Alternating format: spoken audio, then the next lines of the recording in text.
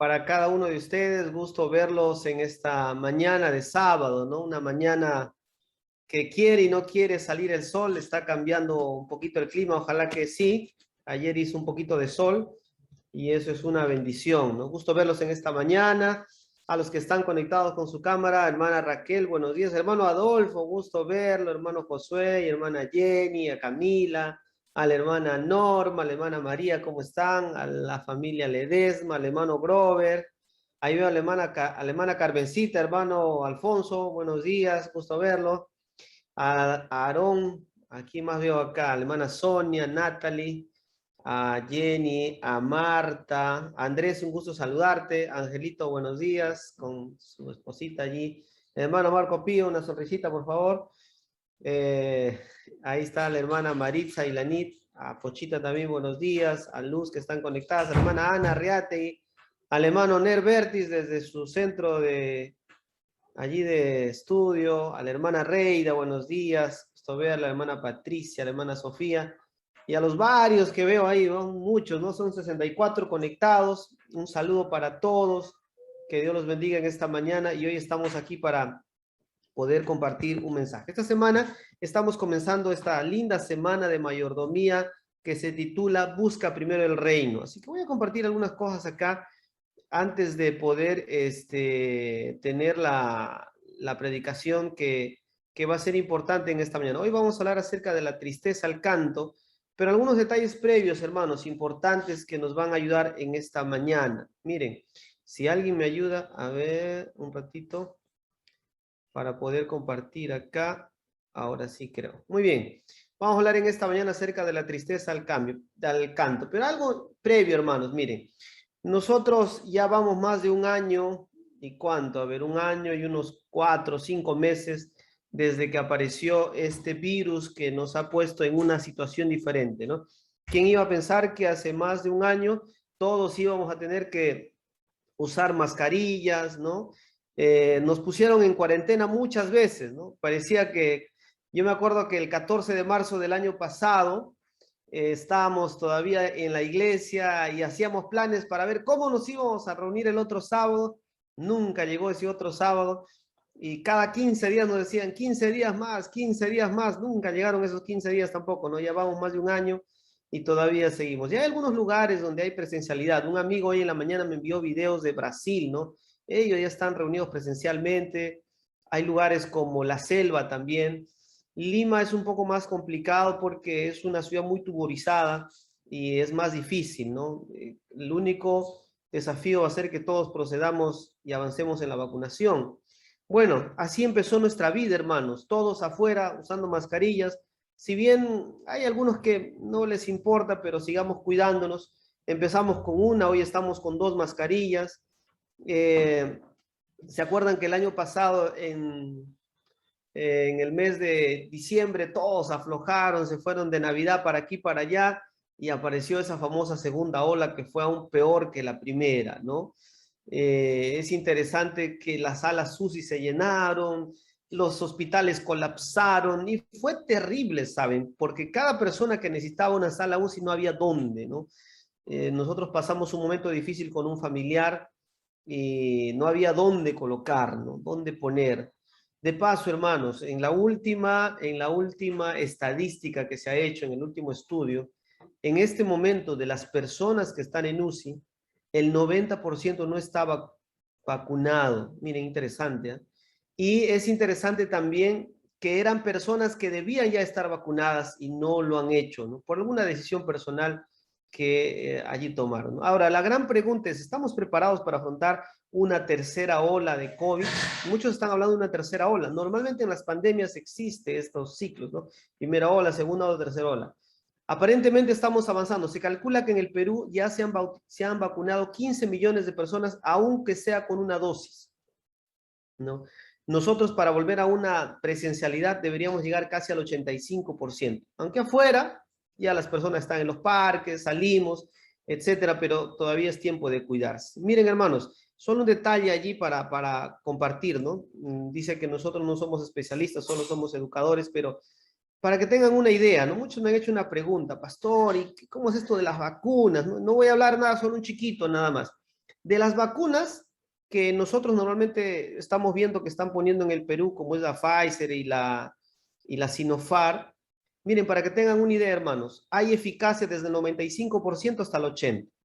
Ahorita la que nos están poniendo, la Sinopharm, tiene 80% de eficacia, pero tiene una efectividad del 95%. ¿Qué significa esto, pastor? Miren, le voy a explicar aquí, ¿ya?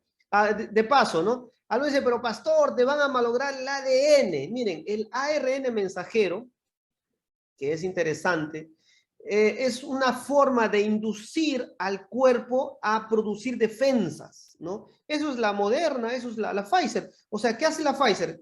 Ingresa la vacuna y su cuerpo empieza a trabajar una posible defensa ante un virus poderoso como el SARS-2, que es el COVID, ¿no? ¿Qué es el Sinopharm? Virus inactivado. Ahora, escuchen, hermanos, tú nunca preguntaste ¿qué vacuna era la que te pusieron para la sarampión, para la viruela, para la varicela? Nunca preguntaste. Un doctor nos decía la semana pasada, que es infectólogo, si hay una vacuna que nos daría no muy grato colocarnos sería el de la viruela, ¿no? Porque de la viruela sale de la pus de la enfermedad, de ahí produjeron la vacuna. Entonces, él decía, por favor, esto es solamente medicina, no piensen que es que les van a cambiar el ADN o que le van a poner un chip y en la segunda dosis ponen el saldo. No, hermano. Miren, solo un detalle interesante de un estudio de Perú, miren, de acá que ha aparecido en Arequipa, miren, ¿no? De los 6,000 trabajadores de salud solamente, miren, solo 315 contrajeron el COVID después de vacunarse. Miren, estamos hablando del 5% que dice que no es efectivo, pero te da, pero resistes. 300, una enfermedad leve. 12 solo tuvieron una enfermedad grave y solo un 0.6% de los 315 fallecieron, pero mira, que en realidad fueron dos.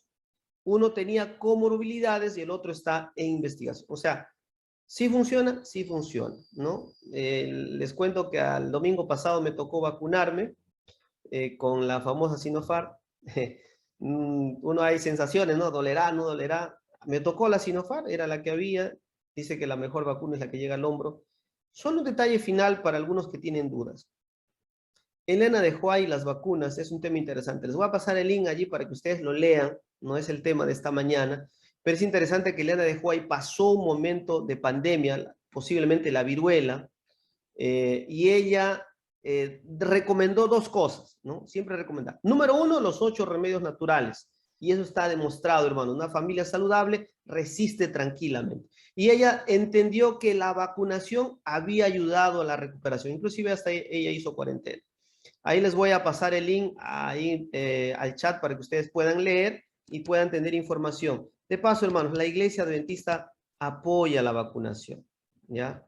Apoya la vacunación, así que ustedes pueden, es buena y, y puede ayudar en este momento de crisis. Nosotros hemos perdido muchos hermanos. Se calcula que en el sur del Perú hemos perdido más de 1,500 hermanos. Miembros de iglesia buenos, saludables, miembros de iglesia que en un primer momento no supieron cómo afrontar el COVID y hoy no están con nosotros. Así que solo allí un detalle para nosotros. Y una cosa para empezar orando, hermanos. Hoy a las 7:30 de la mañana hubo un terremoto fuertísimo en Haití de 7.2. Haití el año 2002 soportó un terremoto de 8.2. Murieron más de 300,000 personas. Pero hoy temprano hubo un terremoto de 7.2. Se calcula que hay buena cantidad de personas desaparecidas y muertas. Pero te imaginas, el país más pobre de Latinoamérica vuelve a sufrir una situación. Nosotros no estamos libres, hermanos. Se dice que si hubiera un terremoto en Lima sería una catástrofe. Se calcula que 500,000 de personas podrían morir. Por eso siempre estemos atentos, ¿no? O sea, las profecías dicen que todo esto está pronto a venir. Costa Rica, o Puerto Rico, perdón, está amenazado de un posible huracán el día domingo.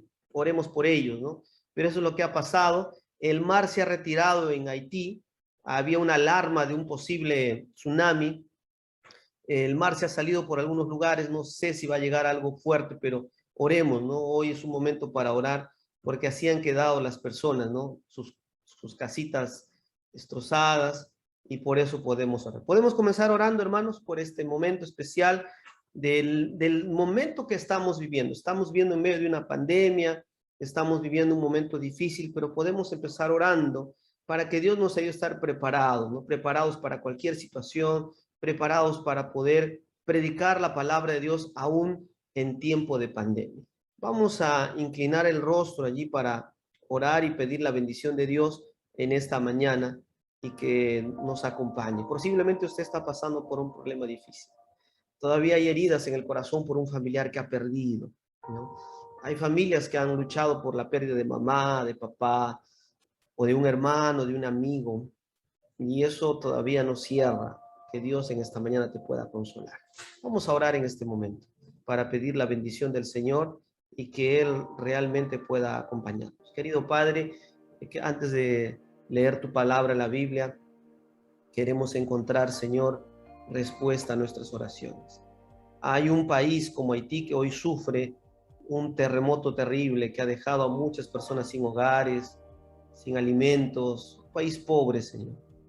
Pero también entendemos que es un país donde el enemigo ha trabajado terriblemente. Algunos creen que Haití es uno de los centros del espiritismo mundial y que ese pueblo pueda voltear, pueda mirar al Dios de los cielos, Señor.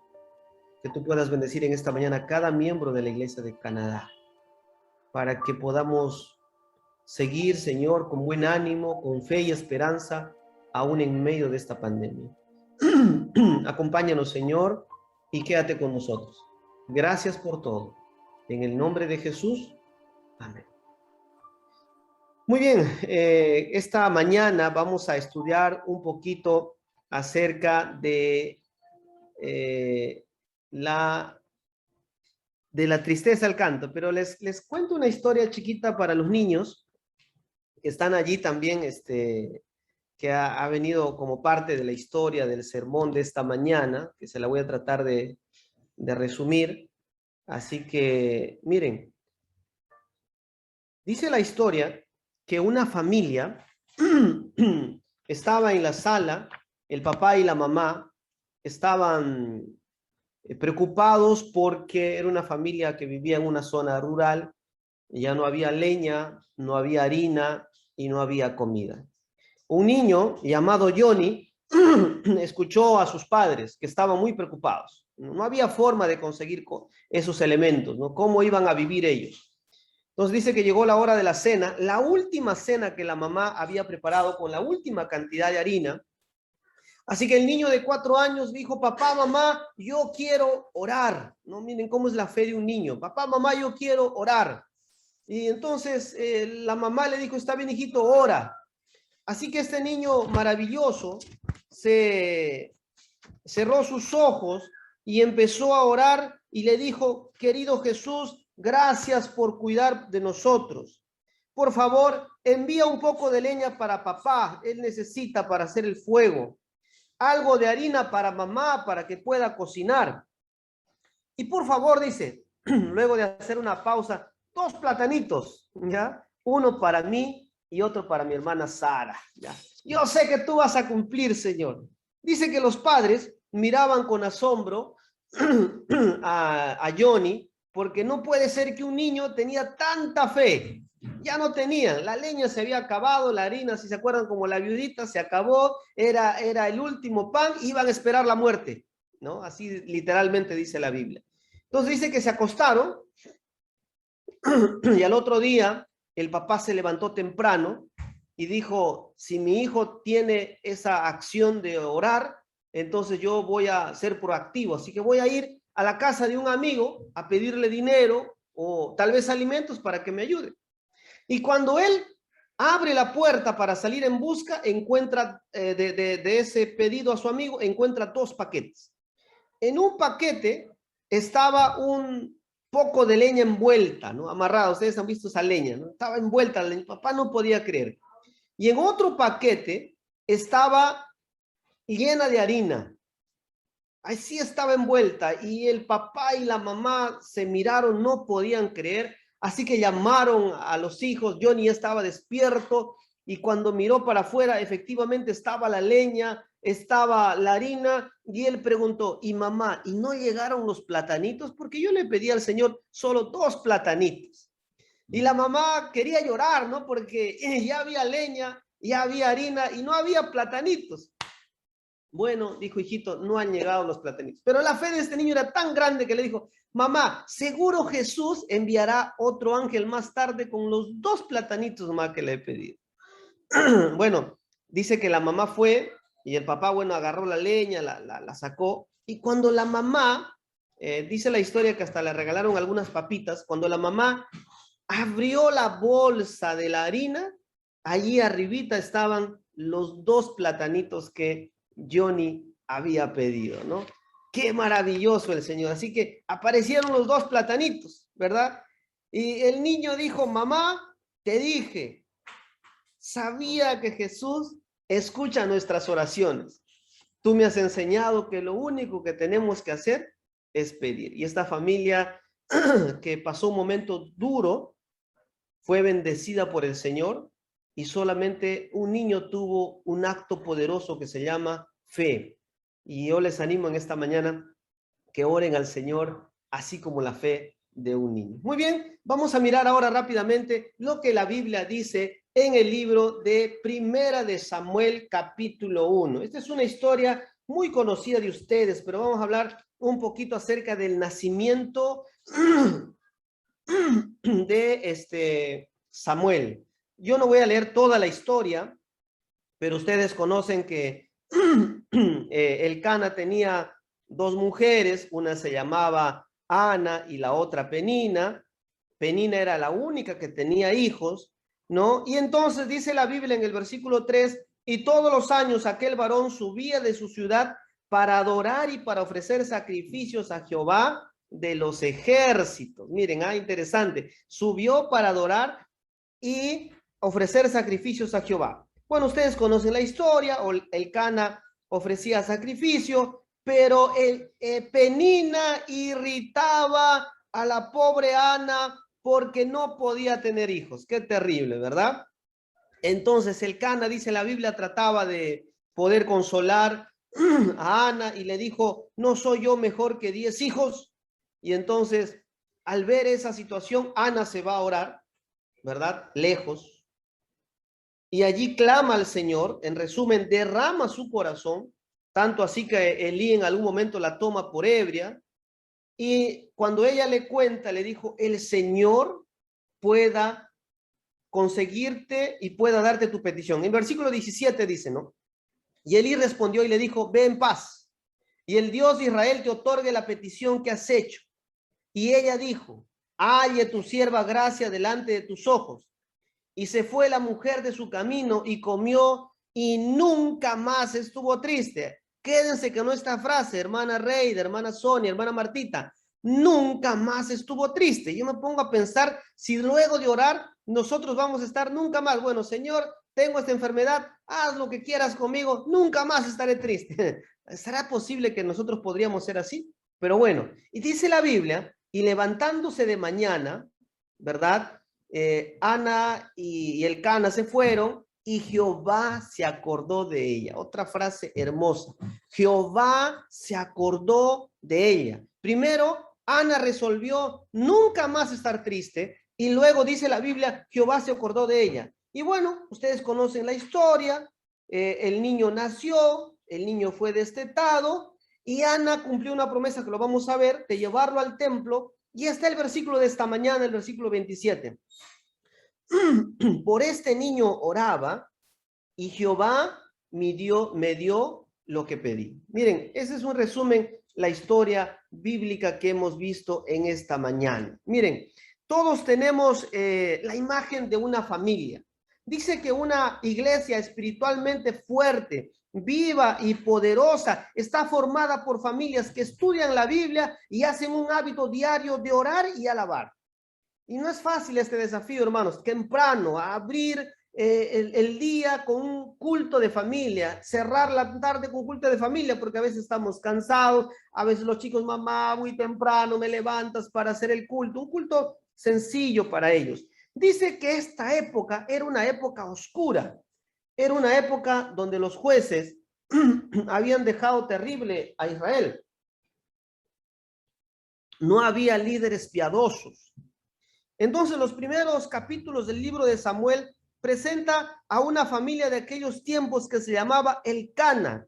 Y en el versículo 3, como habíamos leído, dice que él fue a Silo, el centro espiritual y religioso de Silo, para adorar y ofrecer sacrificios ¿a quién? A Dios, ¿verdad? Y ver algo especial, ver a toda la familia reunida para ese momento. Pero en cambio, era algo diferente. Si bien es cierto, era una buena familia, pero habían dos esposas. ¿Te imaginas, hermano Grover, no? Tu esposa no puede tener hijos, ¿no? Vamos a buscar una para que nos dé, pues. El hermano Grover por algo se ríe, pero era la costumbre de ese tiempo, ¿no? Hermano José, ¿no? Hermano Ner, ¿no? ¿Te imaginas? No había esposa, entonces busco otra para que me dé hijos, ¿no?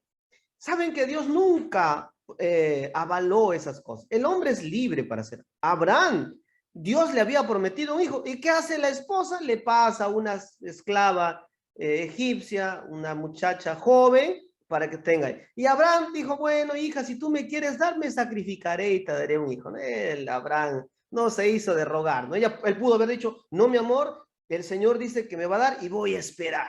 Pero no, fue una esposa. Y eso trajo crisis, ¿verdad? ¿Qué trajo, hermanos? Crisis. Una familia en crisis es una complicación. Una familia y una nación en crisis. Ustedes saben que Ana y Penina, mientras estaban con el esposo, había problemas. ¿Por qué? Técnicamente, Ana era la esposa oficial, ¿no? La que el Cana siempre presentaba como la esposa. Pero Penina quería ser relevante porque ella es la que tenía los hijos. Era la que finalmente le iba a dar descendencia al Cana. Y esto traía muchos problemas. Dice la Biblia que había tensión, había rencillas y algo más. Penina denigraba a Ana porque ésta no tenía hijos y la hería en el alma con sus palabras.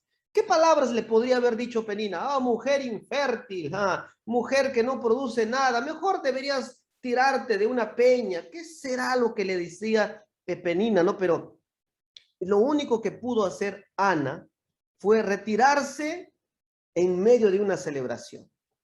Una familia en crisis, espiritualmente irracional, era un momento tenso, era algo que toda la nación estaba percibiendo, porque más adelante Samuel se iba a convertir en alguien muy especial. Por alguna razón, dice la historia bíblica, que todos iban a adorar, ¿no? Pero había gente que no tenía conocimiento de Jehová. Probablemente el Cana no estaba tan convertido porque él buscó otra mujer, pero tenía dentro de su patrón familiar buscar adorar al Señor con su familia, pero dos esposas, una que lloraba amargamente su esterilidad y la otra que se ufanaba de haber tenido hijos, ¿verdad? Entonces, en esos tiempos vivían una crisis moral y espiritual, porque el pueblo de Israel estaba en conflicto y caos. Dice que la corrupción prevaleció, tanto así que Elí y sus hijos también eran hombres, los hijos sobre todo, hombres que menospreciaban las leyes de Dios. Y ustedes conocen el final. Esos hijos se burlaron de las cosas de Dios, pero finalmente murieron. Tarde o temprano la justicia de Dios llega, mis hermanos, ¿no? De esta triste historia vemos que hay un objetivo principal. ¿Cuál es el objetivo principal, hermana Sonia? Hermano Alberto, el diablo quiere destruir a nuestros hijos. Por eso nosotros como padres debemos orar, debemos trabajar. No es una tarea fácil, porque la influencia de afuera es grande. Los hijos a veces quieren hacer su voluntad, pero cuando la adoración está ausente, en nuestra vida se convierte en un fracaso personal, familiar, de la iglesia, y la victoria está asegurada.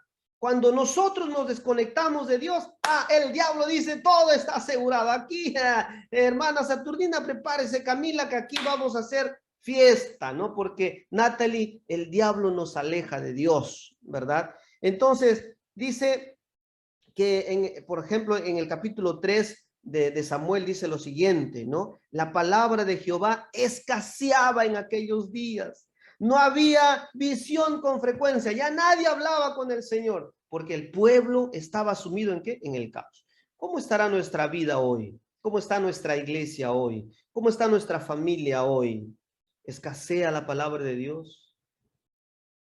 ¿Por qué no orar por tener un hogar fuerte, familias fuertes, una iglesia fuerte? Ana era el reflejo de un pueblo infértil, de un pueblo que no tenía frutos. Por eso Ana lloraba. Pero miren, qué bonito es saber que Dios todavía trabaja, ¿sí o no? A pesar de que había ausencia de la palabra, Dios trabaja. Y la prueba para Ana era fuerte. Pero la prueba más fuerte de que Dios no se rinde con nosotros está en este libro. Dios está trabajando, pero Él elige personas para llevar a cabo, ¿qué cosa? Sus planes. Y en este caso eligió a una mujer, Ana, ¿no? No era profeta, pero ¿saben cuál era la principal característica de Ana, hermana Saturnina? ¿No? Hermana Raquelita, dice que Ana era una mujer sensible espiritualmente y temerosa de Dios. Qué bonita característica, hermana María. ¿Cuál es una característica bonita de una dama, de un hombre, hermano Alberto, hermano Ner? Dice que debemos ser sensibles espiritualmente y temerosos de Dios. Debemos tener temor de Dios, no pavor, no miedo, debemos tener respeto por el Señor. Entonces, dice la Biblia que ella tomó una decisión, anhelaba convertirse en madre, pero la falta de hijos era una vergüenza para ese tiempo. No tener hijos, ¿saben qué simbolizaba para muchos? Que Dios estaba castigando a esa mujer. ¿Saben por qué? Toda mujer del antiguo Israel anhelaba ser la mamá del Mesías. Todas anhelaban que en su vientre estuviera el Mesías, el Hijo de Dios. Desde la misma Eva anhelaba que el próximo hijo que había de morir, que debía de nacer, que en este caso fue Set, debía ser el Hijo de Dios. Pero se tuvo que esperar hasta María, ¿verdad? Pero dice la historia que mientras ella se burlaba, Ana tomó una decisión. ¿Cuál fue la decisión que Ana tomó? Se puso delante de Jehová. Delante de Jehová ella ora y llora. Ella hace una promesa. Ella se quedará allí por un largo tiempo y tal vez se hubiera quedado más si no hubiera sido interrumpida por Elí, el sumo sacerdote. Esta expresión es interesante, hermanos. La adoración debía tener lugar ante el Señor. Dios y no el hombre debería ser el centro de la adoración. Yo pregunto en esta mañana, ¿quién es el centro de adoración en nuestra vida? ¿Es Dios? ¿O será que estamos adorando a un hombre? ¿Será que estamos adorando a una mujer? ¿Será que estamos adorando a una tentación, a un peligro de esta vida? Saben, Dios debe ser el centro. Y la necesidad de cantar y orar es un elemento importante para la adoración. Es interesante que Ana le pidió a Dios un hijo. Ahora, Ana le solicita un hijo no para que cesen las burlas, sino para darle un regalo a Dios. ¿Saben qué promete Ana? Señor, este hijo te lo voy a dedicar. O sea, Ana no quería quedarse con su hijo. Ana quería entregarle. Por eso, su oración es única en la Biblia y se convierte en un voto, hermanos. El regalo de Ana es igual al regalo de María. Es tan preciado porque es un regalo de sacrificio. Ella promete y lo va a cumplir de todo. Yo no sé si hoy diríamos así, ¿no? Hermana Esther, Aarón, hermano Ner, ¿sabes qué? Solo hasta los 12 años voy a cuidar a mi hijo y a los 13 lo voy a llevar a la iglesia de Canadá para que él viva allí y predique de la palabra de Dios y algún día sea un pastor, ¿no? Probablemente alguien hizo eso también, ¿no? Al misionero. Entonces, es interesante que esta mujer, Ana, hace una promesa. Ahora, una frase, hermanos. No solo pide, sino que ella promete dar. No solamente deberíamos pedir en esta mañana. ¿Qué voy a dar yo? Tal vez, Señor, estoy en una necesidad, pero puedo dar mi tiempo, puedo dar mis talentos, puedo dar, Señor, mis recursos para la predicación del Evangelio. No solamente hay que pedir, sino también hay que dar. Entonces, es interesante que cuando la Biblia dice que ella permaneció delante de Jehová, hace una promesa. Dice, devolveré al niño, incluso antes de tenerlo. Un voto es una iniciativa del adorador, es un acto de alabanza, hermanos. Pero la promesa sigue siendo hoy un motivo especial para cada uno de nosotros. Saben que la verdadera adoración cuesta. ¿Tú crees que a Ana no le costó a los 12 años entregar a su hijo allí en el templo y dejarlo? Saben que cuesta tiempo. La verdadera adoración cuesta preparación. Adorar a Dios con nuestros diezmos de ofrenda cuesta. En una época de pandemia, pastor, no hay más, es lo único que me queda. Crea en el Señor, Él lo va a bendecir abundantemente. David dijo, ofrendas no podría traer a Dios si no me cuestan. Hay una frase que siempre que hemos escuchado ahí, está en el libro de 2 de Samuel 24, dice, no podía traerle a Dios holocaustos que no me cuesten nada. Alguien diría por ahí, la verdadera ofrenda, la que vale, es aquella que duele, ¿no? Si tú entregas una ofrenda que te duele, hermana Maritza, esa es una buena ofrenda. Es una ofrenda verdadera. Es una ofrenda que está saliendo del corazón, hermano Marco, Ángel, ¿no? Hermana Reida. Miren, y es interesante que a Dios le costó la vida de su hijo adorar. Él dio la mejor ofrenda. Adorar sin ofrendas no es adorar. La promesa de Ana es la promesa de fe y amor. ¿Saben lo que dice Elena de Huay? Dice, rara vez se podía ver una oración así. Por eso la oración o la reacción de Elí es obvia al respecto. Creo que es un hombre. Dios pudo haber dicho, oh mujer, grande es tu fe. Y ahí nosotros hemos leído en la Biblia y le dijo que el Señor haga contigo conforme has pedido. Y es interesante, hermanos, que esta mujer pidió y ella dice en el versículo 11, miren allí, lo dedicaré todos los días de su vida. Qué bonita promesa, hermano Alberto. Lo dedicaré, Carmen, todos los días de su vida. Y nosotros también podríamos hacer una promesa, Señor, yo quiero dedicar mi vida a servirte. Yo quiero dedicar mis días a predicar tu palabra. Yo quiero dedicar no mis días a criticar, a buscar el error ajeno, a buscar las 5 patas al gato. No, no, tengo que dedicar el tiempo a tu palabra, Señor. Y es interesante, como ustedes conocen la historia, que Ana cumplió su promesa. Preparaba, dice, una ropa cada año para llevar a su hijo al templo. Por eso, qué bonito es cuando uno prepara una ropa para ir a la iglesia. No es que uno va con una corbata o que va con un vestido lindo porque queremos aparentar, porque el principio es sencillo, a la iglesia con lo mejor que tienes. Si lo mejor que tienes por hoy es una camisa, un polito, alabado sea el Señor. Nadie tiene por qué juzgar tu corazón. Pero yo felicito a los que hoy todavía permanecemos en casa y nos vestimos como si vamos a ir a la iglesia, ¿no? Qué lindo ver a mi hermano Nera ahí simpático con su terno, ¿no? Qué lindo, ¿no? O sea, todavía tenemos esa idea en nuestro corazón. Esos son hábitos y son costumbres que no deberíamos perder, ¿no? Miren, y es interesante que la adoración sin ofrenda no es adoración. Por eso, hermanos, yo le animo que aún en medio de esta crisis siga siendo fiel al Señor. ¿Quieres que te diga algo? Este mes de julio fue el mes de más recaudación que ha tenido la APC en los últimos, ¿cuántos años tiene esta iglesia? En los últimos 20 años. ¿Tú te imaginas que en plena pandemia la iglesia ha sido más fiel que nunca? Este mes fue el mes de mayor recaudación en diezmos y ofrendas de todos los tiempos de la iglesia aquí en la asociación. ¿Puedes decir amén?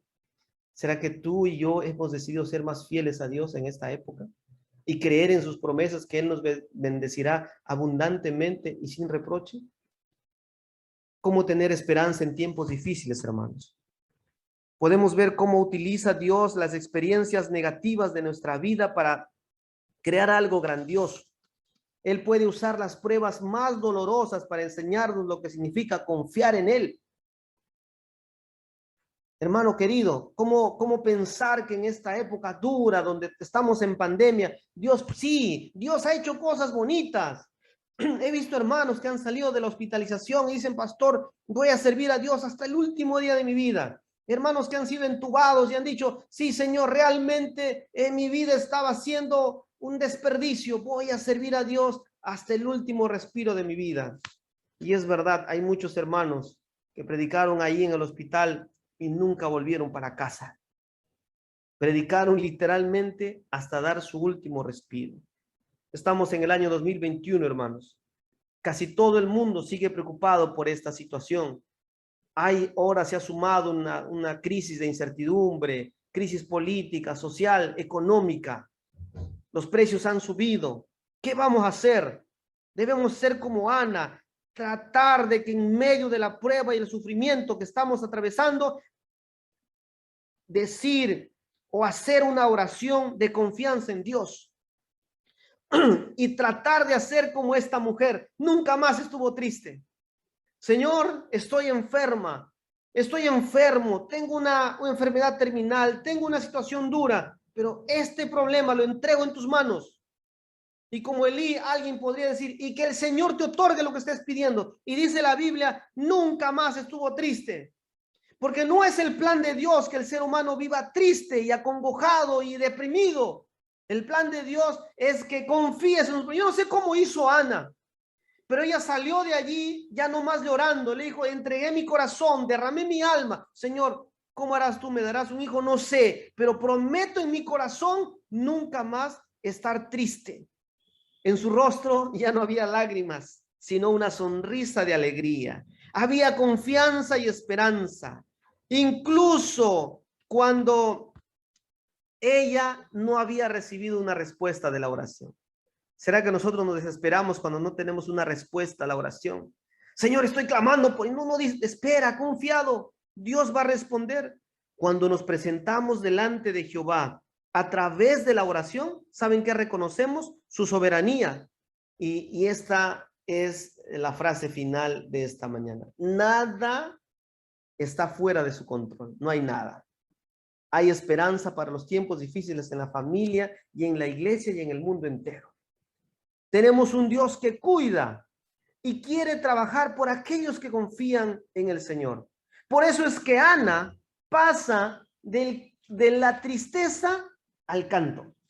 Y ella canta. Hay un cántico de Ana en el capítulo 2 del libro de Samuel. Ella dice, mi corazón se regocija en Jehová, mi poder se exalta en Jehová. Entonces ella dice, Jehová es poderoso, delante de Jehová serán quebrantados sus adversarios. Y hoy hay alguien que está como Penina, haciendo de tu vida un momento de aflicción, delante de Jehová perecerán tus enemigos. Exaltará, y ella exalta el poder de Dios de manera maravillosa. ¿Cómo puedes tú pasar del dolor al canto, de la tristeza al canto? ¿Por qué no en esta mañana hacer una oración que podría cambiar todo? Si tú tuvieras hoy la oportunidad de cambiar algo, de pedir algo al Señor, ¿qué pedirías? Para Ana en ese momento era una necesidad primordial tener un hijo, pero ella no solamente para privarse de las burlas, sino para entregarle al Señor. ¿Por qué no ponerte de pie delante de Jehová en esta mañana para pedirle al Señor que haga unos milagros maravillosos en tu vida, en tu familia y en tu iglesia? ¿Cómo es que nosotros podemos hoy también tener confianza y esperanza en Dios? ¿Cómo? Ahora, es interesante que Ana hizo un voto de traer a su propio hijo como una ofrenda de por vida, y él pueda servir al Señor de todo corazón. ¿Por qué no decirle hoy al Señor, Señor, yo también quiero derramar mi alma delante de ti? Dios sabe qué hay en tu corazón. De repente estás triste porque hay dificultades en tu familia, en tu hogar. Estás triste porque hay una enfermedad que está atormentando la vida de un padre, de una madre o de ti mismo. Estás triste porque estás en casa más de 1 año y medio y quisieras volver a la presencialidad. ¿Por qué no derramar tu alma delante de Dios y decirle, Señor, hoy al igual que Ana, no solamente quiero orar, sino también hacer un voto? Hoy podría ser un voto, pastor, de prometerle a Dios cada mañana levantarte para estudiar la Biblia, de levantar el culto familiar en casa en la mañana y en la tarde, de recibir el sábado y guardarlo conforme el Señor quiere, de ser fiel en tus diezmos y ofrendas, de ser fiel en la predicación del Evangelio, buscar una persona para estudiar la Biblia. Y probablemente en esta mañana, aquí hay personas que todavía no han entregado su vida a Jesús. Y este día puedes tú tomar la decisión de decirle, Señor, yo también quiero hacer un compromiso contigo. ¿Podríamos orar en esta mañana, hermanos? ¿Cuántos quisieran orar como Ana, clamar al Señor y nunca más estar tristes? Amén, qué bonito, ¿no? Qué bonito ver ahí las manos levantadas de las personas que dicen, Señor, yo quiero orar para que Dios pueda hacer un milagro. Hermana Rosa, Miriam, hermana Sonia, Dios puede hacer un milagro, Sandrita. Tal vez alguien allí también, si puedes escribir en el chat. Pastor, yo todavía no soy bautizada o bautizado. Me gustaría prepararme para que en algún momento yo pueda entregar mi corazón a Jesús. ¿Ok? Me gustaría orar por ti en esta mañana. Si hay alguien allí que quisiera decirle, pastor, yo quiero prepararme para conocer a ese Dios maravilloso y entregarme, este es su momento. Yo quiero orar por ti en esta mañana y pedir al Señor un milagro. Que Ana lo encontró por gracia de Dios. El milagro más grande que siempre ocurre en nuestra vida es el momento en que nosotros le abrimos el corazón al Señor.